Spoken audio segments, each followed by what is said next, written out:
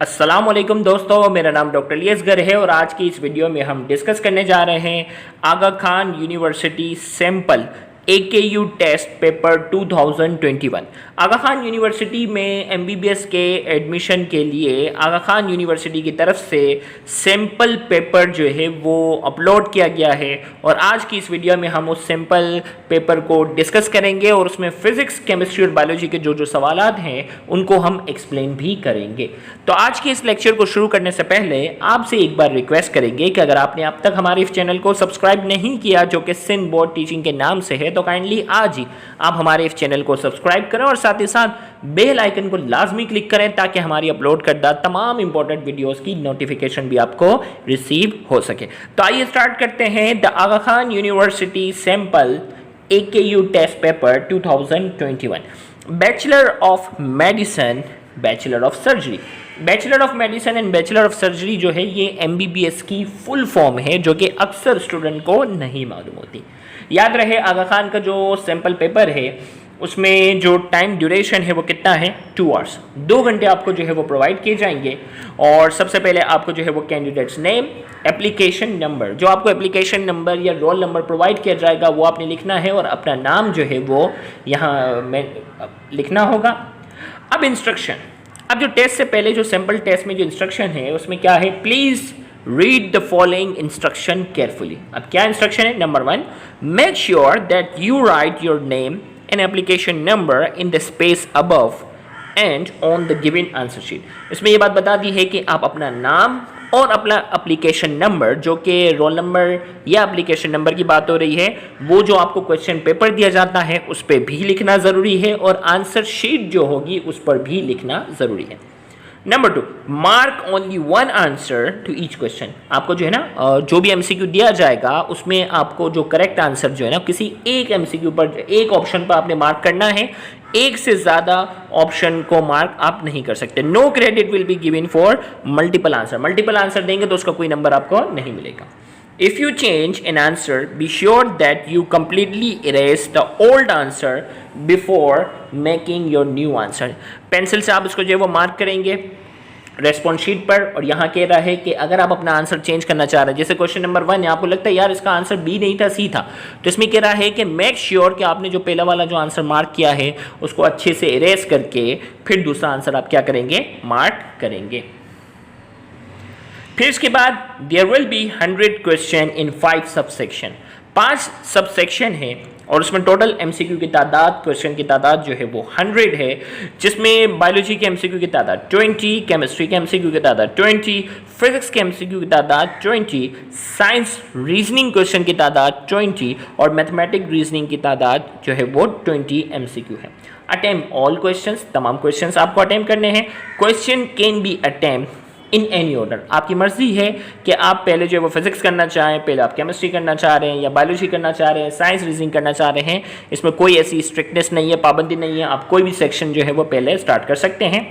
एक और बात आगा खान के टेस्ट में जो कि दूसरे टेस्ट में नहीं है वो क्या है, in the biology, chemistry and physics subsection every wrong answer loses 0.2 marks. याद रखिएगा, हर गलत आंसर देने पर, हर गलत आंसर देने पर आपके नेगेटिव मार्किंग भी है, जबकि PMC की जो दूसरे एग्जाम वगैरह जो भी है मुल्क भर में जो ले जा रहा है उसमें कोई नेगेटिव मार्किंग नहीं है, जबकि आगा खान जो है वो नेगेटिव मार्किंग भी कर रहा है। हर गलत सवाल करने पर आपके 0.25 मार्क्स डिडक्ट हो जाएंगे, यानी हर 4 रॉन्ग करने पर आपका 1 नंबर जो है वो क्या हो जाएगा, उन सवालात से माइनस हो जाएगा जो आपने सही करके जो है वो आंसर किया। यानी मतलब आप 5 MCQ हैं, 5 MCQ में से आप 4 रॉन्ग करते हैं और 1 सही करते हैं, तो 1 सही MCQ का आपको 1 नंबर मिला और 4 रॉन्ग करने पर 0.25 प्लस 0.25 प्लस 0.25 प्लस 0.25, 4 रॉन्ग करने पर आपको -1 मिलेगा, यानी आपको 5 में से कितने मिलेंगे, 0 नंबर।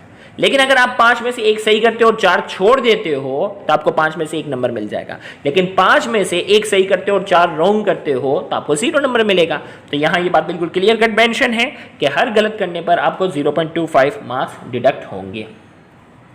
अब इन्होंने बायोलॉजी का जो है वो क्वेश्चन जो है वो दिया हुआ है, diagram 1, show a plot, diagram 1, ये इस पूरे को डायग्राम 1 का नाम दिया। Diagram 1 shows a plant and a human expose to intense light.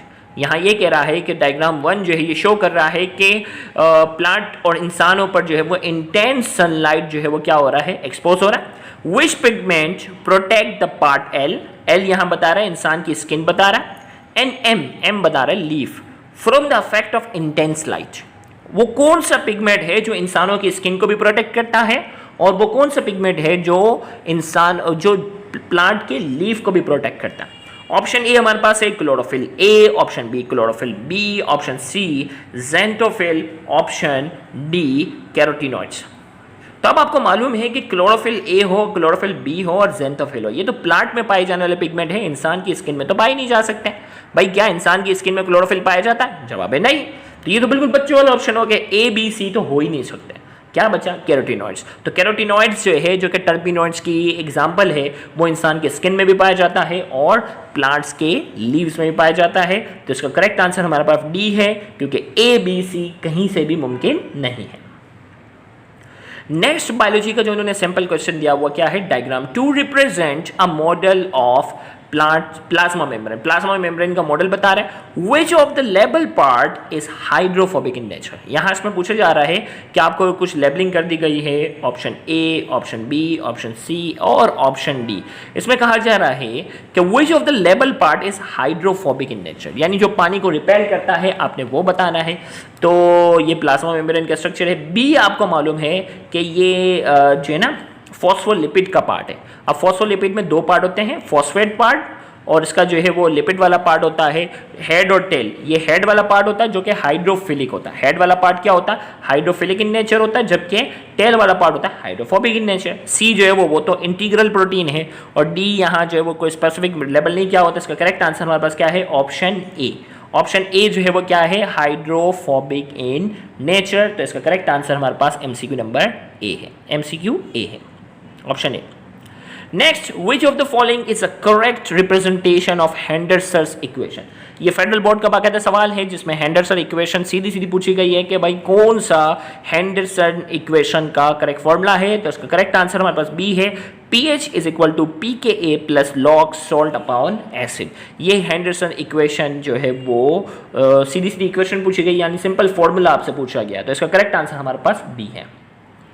Next हमारे पास which of the following carboxylic acid is more soluble in water.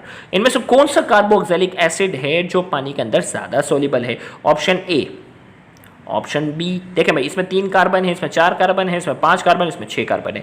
याद रखिएगा कि वो कार्बोक्सिलिक एसिड ज़्यादा पानी में सोल्यूबल है, वो कार्बोक्सिलिक एसिड पानी में ज़्यादा सोल्यूबल है जिसकी चेन छोटी होती है। जिसकी चेन छोटी होगी वो कार्बोक्सिलिक एसिड जो है वो पानी के अंदर ज़्यादा सोल्यूबल होगा। तो इसमें 3 है, इसमें 4 है, इसमें 5 और इसमें 6 है। तो आपको सीधा सीधा आंसर मिल गया। इसका करेक्ट आंसर जो है वो option A is the correct answer. Next हमारे पास है the mass energy equivalence equation is EmC square. What is representation by the symbol C in this equation? हमें कहा जा रहा है the mass energy equivalence equation is E equal to mc square. By mass energy equivalence equation E equal to mc square है।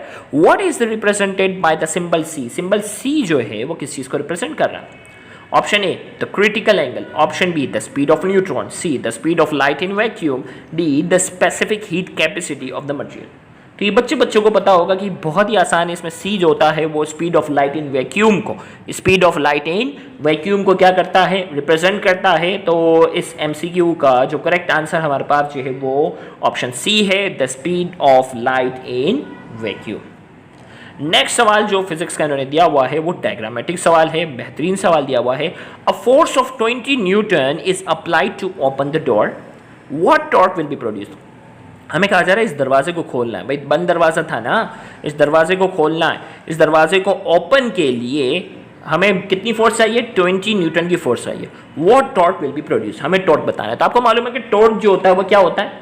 Force multiply by moment arm. Moment arm क्या होता है? Moment arm ये होता है कि फोर्स के मुकाबले में जो परपेंडिकुलर डिस्टेंस होता है, फोर्स के मुकाबले में जो परपेंडिकुलर डिस्टेंस होता है वो उसका क्या होता है? मोमेंट आर्म होता है। तो फोर्स तो हमें बता दी गई है कि यहाँ जो अप्लाई करनी है वो 20 न्यूटन है। मोमेंट आर्म यहाँ डायग्राम में बताया जा रहा है कितना है? 0.75 मीटर। तो हमें क्या करना होगा? Force multiply by moment arm. तो फोर्स 20 है, मल्टीप्लाई बाय 0.75। तो 20 को 0.75 से आपने क्या करना है? मल्टीप्लाई करना है। तो आपके पास आंसर कितना आ जाएगा? 20 को अगर आप 0.75 से क्या करते हैं, मल्टीप्लाई करते हैं, तो आपके पास आंसर आ जाता है 15 न्यूटन मीटर। या यूनिट नहीं लगाया हुआ उन्होंने, तो इसका करेक्ट आंसर हमारे पास क्या है, B is the correct answer, 15 newton metre is the correct answer. तो ये हमारे पास जो थे वो आगा खान यूनिवर्सिटी का हमने सैम्पल पेपर जो डिस्कस किया कि आगा खान यूनिवर्सिटी के फाइनल एग्जाम में एंट्री टेस्ट में किस तरह के सवाल आते हैं, तो वो सारे सवाल भी हमने आज के इस वीडियो में डिस्कस किए। उम्मीद करते हैं कि आज के इस लेक्चर से आपको बहुत ज़्यादा फायदा हुआ होगा। Thank you very much. अल्लाह हाफिज़।